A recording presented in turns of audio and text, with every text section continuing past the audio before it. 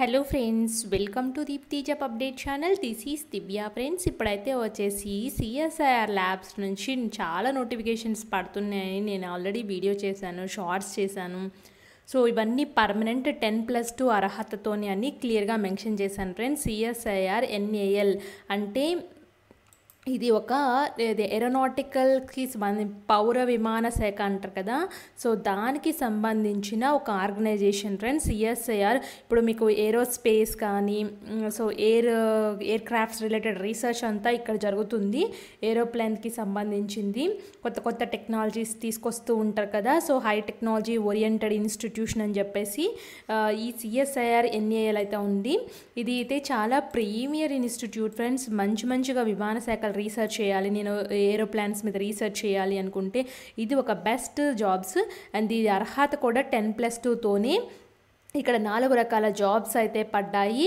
ఇవన్నీ ఏమీ లేదు ఫ్రెండ్స్, మీకు టైపింగ్ స్పీడ్ వస్తే చాలు. అండ్ ఎన్నెన్ని వేకెన్సీస్ ఉన్నాయి, ఎవరెవరు అప్లై చేయాలి, ఎలా అప్లై చేయాలో కూడా మన ఛానల్లో అయితే పెడతాను. నేషనల్ ఏరోస్పేస్ ల్యాబొరేటరీస్ అని క్లియర్గా చెప్తున్నారు.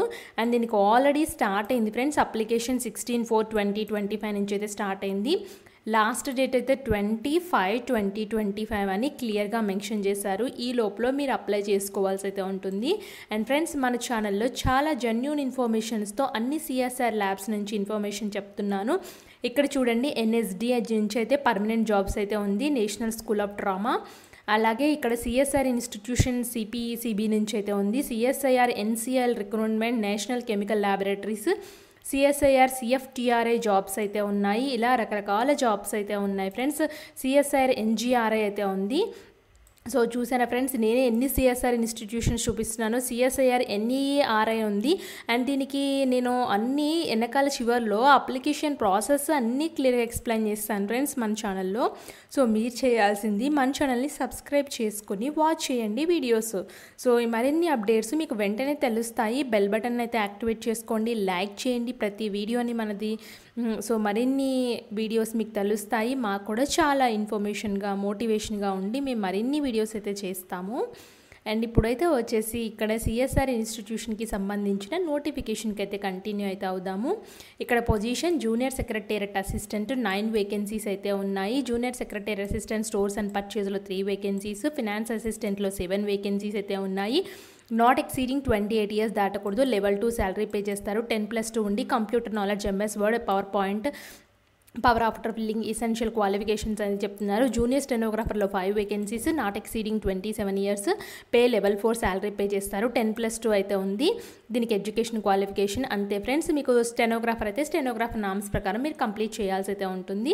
అండ్ ఇలా కిందకు వచ్చినట్టయితే కింద డీటెయిల్స్ అయితే ఉన్నాయి. సో మీ ఏజ్ రిలాక్సేషన్స్ అయితే కేటగిరీ బట్టి అయితే వర్తిస్తున్నాయని క్లియర్గా మెన్షన్ చేశారు. ఏ కేటగిరీకి ఎంతెంత ఉందని. హౌ టు అప్లై అయితే వచ్చేసి NAL.research.in అనే వెబ్సైట్ నుంచి అప్లై చేసుకోవాల్సి అయితే ఉంటుంది. అండ్ దీనికి సంబంధించిన maximum photo size, signature size, documents అయితే 1 MB అయితే ఉండాలి. రెలవెంట్ సర్టిఫికేట్స్ అన్నీ 4 identical copies of colour photos for the submission of this application when asked అని చెప్పేసి క్లియర్గా చెప్తున్నారు. సో డెడ్ లైన్ ఆల్రెడీ చూపించాను కదా, సో మీరు ఆన్లైన్లో అప్లై చేయాలి. పేమెంట్ కూడా ఆన్లైన్ SBI నుంచి అప్లై చేయాల్సి అయితే ఉంటుంది. ఇక్కడ గవర్నమెంట్ మీరు వెళ్ళిన కదా, SBIలో కలెక్ట్కి వెళ్ళిన తర్వాత ఇక్కడ ఇన్స్టిట్యూషన్ కోఆపరేటివ్ ఇన్స్టిట్యూషన్స్లో గవర్నమెంట్ డిపార్ట్మెంట్ సెలెక్ట్ చేసుకుని అక్కడ స్టేట్ కార్పొరేట్లో కర్ణాటక సెలెక్ట్ చేసుకుంటే నేషనల్ ఏరోస్పేస్ ల్యాబొరేటరీస్ అనేది కనిపిస్తుంది డిపార్ట్మెంటల్ నేము. అప్లికేషన్ రిలేటెడ్ అని చెప్పి సెలెక్ట్ చేసుకోవాలి. సో ఇక్కడ క్యాండిడేట్ అయితే వచ్చేసి 500 రూపీస్ అయితే పే చేయాలి SBI కలెక్ట్ ద్వారా. సో మీరు ఆల్రెడీ అప్లికేషన్ ఫామ్ కంప్లీట్ చేసేటప్పుడు అది చూపిస్తుంది. ఎవరైతే SC, ST, PWD, women, X service man ఉంటారో వాళ్ళకి అప్లికేషన్ ఫీ అయితే లేదు ఫ్రెండ్స్. సో ఇంట్రెస్ట్ ఉన్న వాళ్ళు అప్లై చేసుకోండి. Candidates are required to upload the following documents. ఏమేమి డాక్యుమెంట్స్ అప్లోడ్ చేయాలంటే SSC, మీ 10+2 SBI రిసిప్ట్ 500 రూపీస్ కట్టినట్టు రిసిప్ట్ ఉంటుంది కదా అది. సో దాని తర్వాత EWS, అలాగే any higher education qualifications, any other relevant document certificates అయితే పెట్టాలి. ఫ్రెండ్స్ ఇది నెక్స్ట్ అయితే వచ్చేసి స్కీమ్ ఆఫ్ సిలబస్ కూడా చూద్దాము. సిలబస్ అయితే వచ్చేసి ఈ విధంగా ఉంటుంది. ఓఎంఆర్ బేస్డ్ పార్ట్ 1లో మెంటల్ అబిలిటీ అండ్ ఉంటాయి, 100 క్వశ్చన్స్ ఉంటాయి. There will be no negative marks అయితే ఉంది. General awareness English language part 2లో ఉంటాయి, బట్ దీనికి 1 నెగటివ్ మార్క్ అని ఈచ్ రాంగ్ ఆన్సర్స్ కానీ క్లియర్గా మెన్షన్ చేశారు. సెలక్షన్ ప్రొసీజర్ అయితే వచ్చేసి based on competitive written examination for junior స్టెనోగ్రాఫర్కి అయితే వచ్చేసి ఉంటుంది. కాంపిటేటివ్ రిటన్ ఎగ్జామినేషన్ స్టెనోగ్రాఫర్తో అయితే ఈ పేపర్స్ అయితే ఉంటాయి, పార్ట్ 1, పార్ట్ 2, పార్ట్ 3. తర్వాత దాని తర్వాత ప్రొఫిషియన్సీ టెస్ట్ని కండక్ట్ చేస్తారు. అంటే మీకు ఎంత అక్కడ స్టెనోగ్రఫీ స్పీడ్ ఎంత వచ్చిందో, ఇంగ్లీష్ హిందీలో ఎంత ఉండాలి, ఎంత టైం డ్యూరేషన్లో కంప్లీట్ చేయాలి ఉంటుంది, దాన్ని బట్టి తీసుకుంటామని అయితే క్లియర్గా మెన్షన్ చేశారు. అండ్ ఫ్రెండ్స్ దీనికి అప్లై చేసుకోవాలి అనుకుంటే ఇది అఫీషియల్ వెబ్సైట్ నుంచి వచ్చిన లింక్, రిజిస్ట్రేషన్ అయితే చేసుకోవాలి. ఫస్ట్ అయితే వచ్చేసి మీ అడ్వర్టైజ్మెంట్ నెంబరు, మీ సాల్యుటేషన్ ఏంటి, మిస్టరా మిస్సా, సో అది సెలెక్ట్ చేసుకోండి. మీరు డాక్టరా లేదా ప్రొఫెసరా ఎలాగా ఉంటే అలా సెలెక్ట్ చేసుకోండి. మీ full name, email address, password, mobile number, security question enter చేసేసుకోండి. ఆ తర్వాత క్యాప్చర్ ఎంటర్ చేసి సబ్మిట్ అయితే చేయండి. మీ రిజిస్ట్రేషన్ అయితే కంప్లీట్ అయితే అవుతుంది. సో ఫ్రెండ్స్ నేను ఆన్లైన్లో అయితే వచ్చేసి ఎస్బీఐ కలెక్ట్ అని క్లిక్ చేస్తే ఈ విధంగా అయితే వచ్చింది. వాళ్ళు ఎక్కడ చెప్పారంటే ఇక్కడ గవర్నమెంట్ డిపార్ట్మెంట్స్లోకి అయితే వెళ్ళమని చెప్తున్నారు. ఫ్రెండ్స్ ఇక్కడ చూడండి, కర్ణాటక సెలెక్ట్ చేసిన డిపార్ట్మెంట్ నేమ్లో నేషనల్ ఏరోస్పేస్ ల్యాబొరేటరీస్ అని సెలెక్ట్ చేసుకోమంటున్నారు. సో కేటగిరీలో అయితే వచ్చేసి నేషనల్ ఏరోస్పేస్ ల్యాబొరేటరీస్ అయితే సెలెక్ట్ చేసుకుంటున్నాను.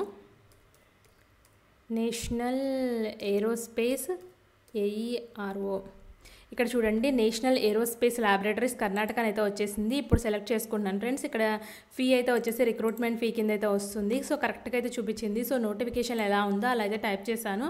Department name national aerospace laboratory, purpose of payment application fee related అయితే వచ్చేసింది ఆల్రెడీ. సో ఇక్కడైతే వచ్చేసి మీరు ముందు అయితే ఇక్కడ ఫీ పేమెంట్ అయితే చేసేసేయండి, స్టెప్స్ అన్ని కంప్లీట్ చేసి. ఫస్ట్ ప్రింట్ రిసెప్ట్ అయితే వస్తుంది కదా, ఆ ప్రింట్ రిసెప్ట్ అయితే వచ్చేసి అప్లికేషన్ ఫామ్ అప్లై చేసేటప్పుడు అప్లోడ్ చేయాలని అయితే క్లియర్గా మెన్షన్ చేశారు. సో ఇక్కడ చూడండి ఈ డీటెయిల్స్ అన్ని ఇచ్చేసి ఫస్ట్ సబ్మిట్ చేసి రిజిస్ట్రేషన్ అయితే చేసేసుకుంటాను. అయితే వచ్చేసి క్లిక్ హియర్ టు ప్రొసీడర్ అయితే క్లిక్ చేస్తున్నాను. సో ఇలా కిందకు వచ్చిన తర్వాత టిక్ బాక్స్లో టిక్ కొట్టేసి సబ్మిట్ అయితే క్లిక్ చేసిన వెంటనే అప్లికేషన్ పర్సనల్ ఇన్ఫర్మేషన్కి అయితే వచ్చింది. సో మీకు ఒకవేళ లాగౌట్ కావాలంటే ఇక్కడ పైన లాగౌట్ అయితే క్లిక్ చేసుకోవచ్చు. చేంజ్ పాస్వర్డ్ కావాలంటే సెలెక్ట్ చేసుకోవచ్చు. సో ఇక్కడ చూడండి అడ్వర్టైజ్మెంట్ నెంబరు, పోస్ట్ కోడ్, అలాగే నేమ్ ఆఫ్ ద మీరు డొమిసైల్ ఏంటి, మీ gender, date of birth mention చేయండి, belongings to a region, SC ST women, father husband name, అలాగే పర్సన్ విత్ డిజబిలిటీ ఏమన్నా ఉన్నాయా, so age and last date మీ ఏజ్ ఏంటో మెన్షన్ చేయండి. ఎక్స్ సర్వీస్ మ్యాన్ కింద వస్తారా, మీరు ఎప్పుడన్నా CSIR గవర్నమెంట్ ఆర్గనైజేషన్స్లో పనిచేస్తారా, పనిచేస్తే ఏ ఆర్గనైజేషన్లో పనిచేశారు, address for the permanent address and correspondence address ఇచ్చేసి are you employee of CSIR ల్యాబొరేటరీస్లో పనిచేస్తుంటే ఎస్ పెట్టండి. లేదు కాబట్టి సేవ్ అండ్ కంటిన్యూకి అయితే వెళ్తే ఒకటి స్టెప్స్ కంప్లీట్ చేస్తేనే నెక్స్ట్ స్టెప్కి అయితే తీసుకెళ్తుంది. ఫ్రెండ్స్ నెక్స్ట్ అయితే చూడండి సెకండ్ స్టెప్లో క్వాలిఫికేషన్ ఎక్స్పీరియన్స్కి అయితే తీసుకొచ్చింది. క్వాలిఫికేషన్లో ఇది ఇంటర్మీడియట్ పోస్టులు కాబట్టి 10+2 అయితే ఇచ్చింది. 10th ఎట్లా చదివారు, మార్క్స్ ఎన్ని వచ్చాయి, ఏ డివిజన్, ఎంత పర్సెంటేజ్ వచ్చాయో ఇవ్వండి. తర్వాత నెక్స్ట్ కంప్యూటర్ టైపింగ్ స్పీడ్ ఎంత వచ్చింది, మీకు ఇంగ్లీష్లో ఎంత వచ్చో అని చెప్పేసి అడుగుతుంది. 30 words per minute, 40 words per minute mention చేయండి.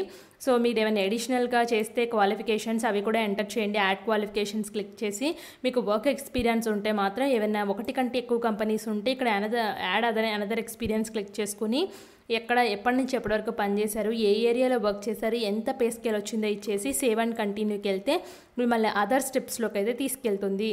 నెక్స్ట్ అదర్స్లో అయితే వచ్చేసి name of the country, whether visited outside of India అయితే నాన్ పెడుతున్నాను. నేమ్ ఆఫ్ ద కంట్రీ ఒకళ్ళు విజిట్ చేస్తే ఇవ్వండి. లేదా so payment ID, application fee అయితే SBI కలెక్ట్ ద్వారా పే చేయాలి.